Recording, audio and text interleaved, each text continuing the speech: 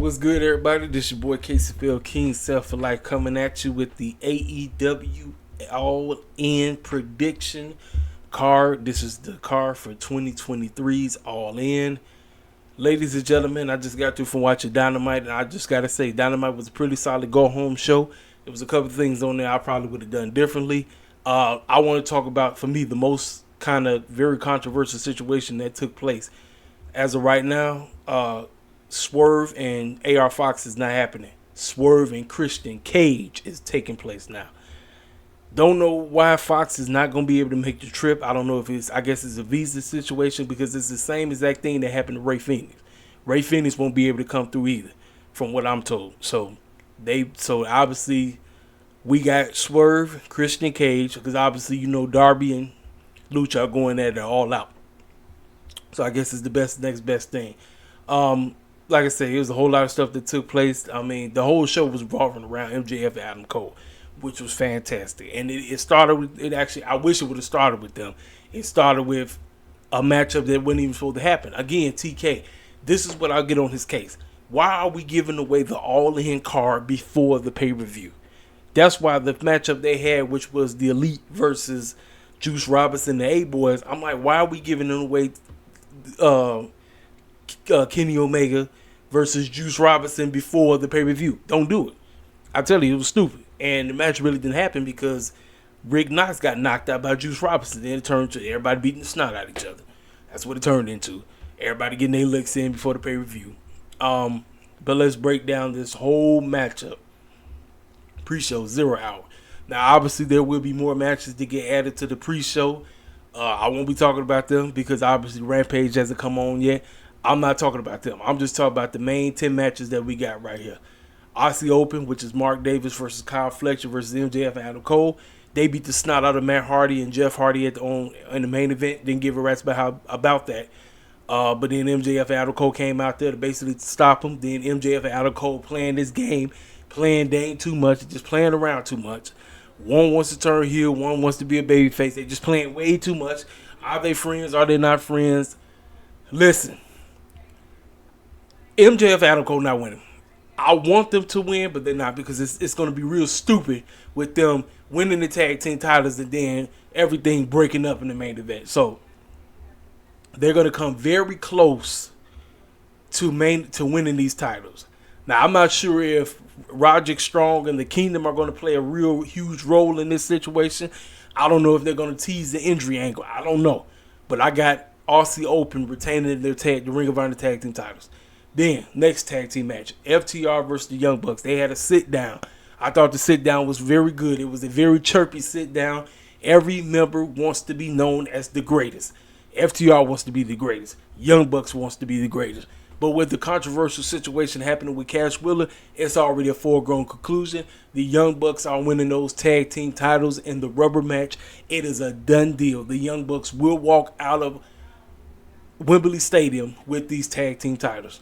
Hikaru Shida versus Tony Storm versus Rhea versus Britt.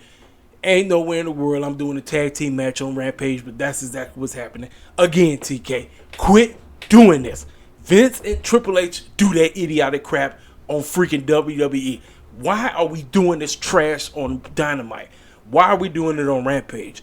Why are we doing it on Collision? I hate when wrestlers who are about to wrestle each other before the freaking pay-per-view. It gets on my freaking nerve. I'm not going to sit up here and get on Triple H and Vince and then give TK a pass for doing the same idiotic bullcrap. No. You could have come up with a better situation. Heck, you could have gave the girls a contract signing segment on the freaking show. Do that on Rampage. Do it in the main. They don't even have to fight. The main event is the doggone contract signing for the ladies, because this is big. It's huge. They said, no, we got to make sure, because I'm lazy. I don't know what I'm doing. It's stupid. Idiotic. Dumb. Hikaru Shida is going to retain, because I read the spoilers. Tony Storm and Saraya beat Britt and Hikaru Shida. So I got Hikaru Shida retain that championship. Now, what I talked about earlier, because Swerve and AR Fox lost to Nick Wayne and Darby Allin. So I'm going to go with Swerve and Christian Cage to win. Now, I don't know. Because now, here's the deal. Sting has never lost a match yet in AEW. Now, this screams Darby and Sting gets the victory, but Swerve and AR Fox were lost, and AR Fox got kicked out of the embassy, which is kind of silly if you ask me. You just brought the brother in just to kick him out. I don't think I would have done that. You could have found a better way, just like what they did earlier with Ray Phoenix, and I'm gonna talk about Santana and Ortiz are back. You could have done something similar, but it would have made more sense because, I mean, Fox got used. He got used like a pawn. He got used big time, and I thought they was going somewhere with this. I mean, he was together with that man for 3 weeks, and it's over just like that. Come on, TK. Like, I just make it make sense, bro. I get it. Christian is involved with Darby Allin, so it makes the most sense for him to be his replacement. But I don't know what this means. I don't know what this means for Fox. I have no clue. The 6-man tag team match. Excuse me. Kota Ibushi, Kenny Omega, Hangman Page versus Konosuke, Bullet Club Gold, Juice Robinson, and Jay White. Easy. Kota Ibushi, Kenny Omega, Hangman are going over. That's no question. With Don the Clown and Bullet Club Gold in Takeshi's corner. Now Eddie. So now it's a fatal 5-way because Ray Phoenix has visa issues. He won't be able to fly over. So we got Eddie Kingston, Orange Cassidy, the best friends, which is Chucky T, Trent Beretta, and Penta El Zero versus the Blackpool Combat Club. Moxley, Claudio, Willa Yuta, and Proud and Powerful making the epic return. I love the story behind it because Eddie Kingston looked like a lost puppy. Not only is this whole situation with Eddie Kingston and Moxley turning into this big crazy storyline, now you went and got the man who was tight with LAX's boys to join you. Eddie Kingston couldn't help but look sad. He looked distraught, and I loved everything about it. I said, this is perfect. Great. Then we get the talking segment. Will Ospreay, Don Callis, Jericho with Sami Zayn and that man. Sammy Guevara in Chris Jericho's corner. Now, it was very funny earlier during the show. You seen the JAS members talking to Sammy as if, hey, you keep running back to Chris Jericho, but has Chris Jericho actually been in your corner? He tried to tell them, like, hey, I've been with this man since day one. This guy, we've had ups and downs. We brothers, we fight. But this man has always had my back. They say, are you sure about that? Well, he has his back, and more than likely he's going to have his back when they go to Wembley. But here's the deal. Will Ospreay is from London. Will Ospreay cut an excellent promo on Chris Jericho, but that slap that Jericho gave me had me on the floor crying laugh. He slapped the mess out of had that fool falling out. I loved it. Excellent. Will Ospreay is going over, but here's the deal. I believe it's going to be because Sammy's going to do something that's going to make it seem like he's trying to help Jericho, and Jericho's going to take it out on Sammy. And I believe this is going to be the result of us getting Chris Jericho versus Sammy Guevara at All Out. I'm serious. This right here, I have absolutely no idea where we're going. I'm taking CM Punk easy to retain his championship, but I have absolutely no. If this is the final match, this is part 3. I don't know. I have no clue where this is going, ladies and gentlemen. I don't know. I'm taking CM Punk to win to beat Samoa Joe, but honestly, I don't know where it's going. I don't. Then this matchup just got added, so Platinum Max, Anthony Bourne, no music, came walking out there and said, look, we had enough. House of Blade, get your behinds about here right now.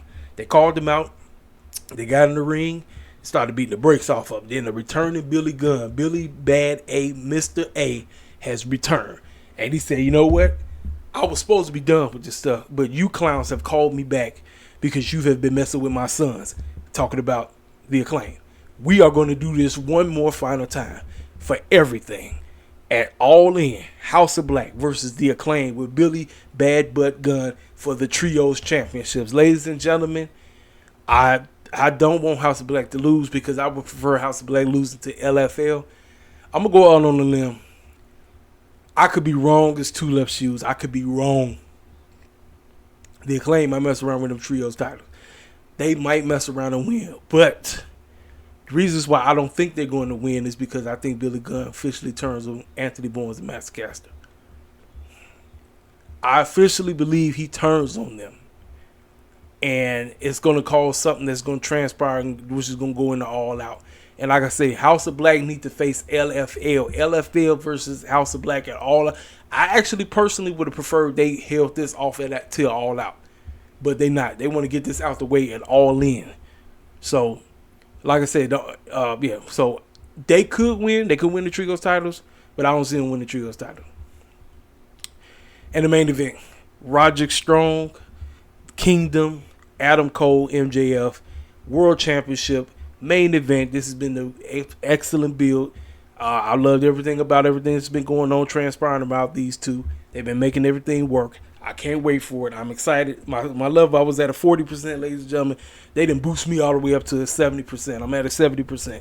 They got me excited. A couple of these matches on the show I didn't give a crap about. They got me excited for most of this card now. Like I'll tell you this. I want to see this. I want to see this. I somewhat want to see this. I want to see this. I don't really care about this matchup. The only reason I care about this is because of Eddie Kingston's reaction to his boys joining Moxley. I definitely want to see this now. Don't really care nothing about CM Punk versus Samoa Joe. House of Black versus Billy Gunn and the Acclaim, because I want to see, does Billy Gunn turn or does the Acclaim go over?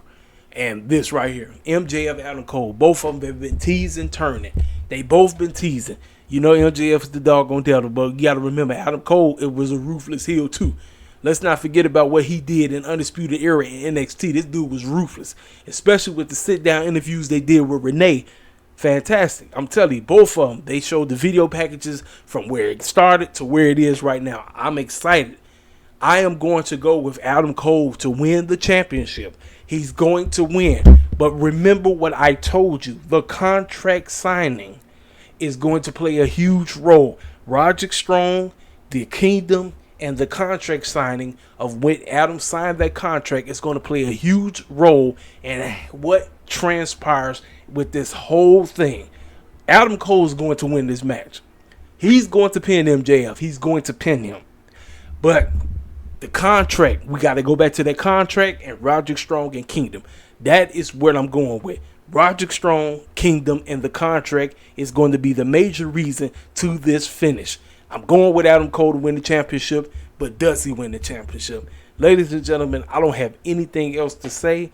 I thought Dynamite was I thought it was a good go-home show. It wasn't fantastic, because see, if I say it's fantastic, then I'm acting like a shield. I don't want to act like a shield. I don't want to be as fair and honest as I could possibly be. Good go-home show. They did the job to get people excited for the pay-per-view. It shouldn't have took this long to do it. What they should have been doing, they should have been taking a better job at building stories up, getting people excited for this doggone card. I pray to God for every person that's flying overseas. I pray that everybody flies in and they fly back home safely. I pray for cats to be 100% whole. Cats to go into these doggone pay-per-view and come out 100% whole. I don't want nobody getting hurt. I don't want nobody getting sick. I don't want nothing bad happening. And you know what, before I finish this, I also want to send my prayers up to the family of Terry Funk. Terry Funk has passed on. He was 79 years old. He was a legend in the wrestling game. Mentor to Mick Foley, one of the hardcore legends out there. I mean, the man will be tremendously missed. And Edge's contract situation. His contract expires at the end of September. At the end of August. So at the end of August, his contract expires. So he said that he tried to get a meeting with them to figure out, okay, why should I come back to the E? And they didn't even want to sit down with him. Ladies and gentlemen, does Edge come to AEW? That is a big old question. All his homeboys is over here right now. Does him and Beth Phoenix decide to come through? Hey, you never know. You never know. I don't know. I'm just sitting in a wait and see situation.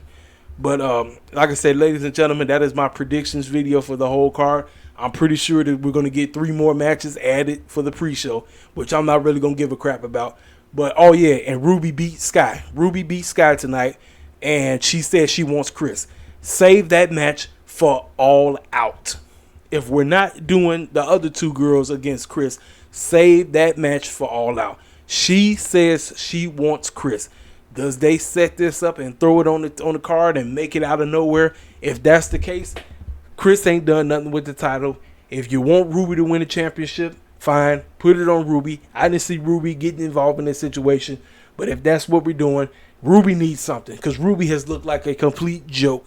She's beat my girl Sky for the 18th millionth time. I'm tired of Sky Blue looking like a joke, but Ruby has looked like an even bigger joke. So you know what? I'm cool with Ruby winning.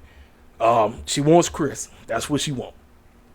I'm trying to think, is there anything else I need to speak on about this show tonight? Like I said, best thing about this show, ladies and gentlemen, we didn't have a OC match to kick the show off. What makes Dynamite a good show when it's good? OC does not kick the show off. I said it on Twitter. If Orange Cassidy fans get mad at me, so be it. Be mad all you want. I'm telling you the bold-faced truth. OC kicks the show off, Dynamite is terrible. OC doesn't kick the show off, Dynamite is great. I ain't got nothing else to say. I'll see y'all cats. Let's see. We got Collision. We got Rampage coming up. We got SmackDown coming up. I don't know if I'll do reviews for those. I'm not finna sit up here and tell you I am. I don't know. But I'm telling you right now, you are getting an all-in review. You will get a review for All In. I will be here for the review. I will do everything in my power to make sure I'm talking with y'all where you can understand everything I'm saying. Appreciate all the new subscribers. Feel free to hit that channel up. If you feel free, hit the like button, leave a comment. Tell me who you think is winning all these matches right here. And I'll see y'all cats later. Holla at your boy.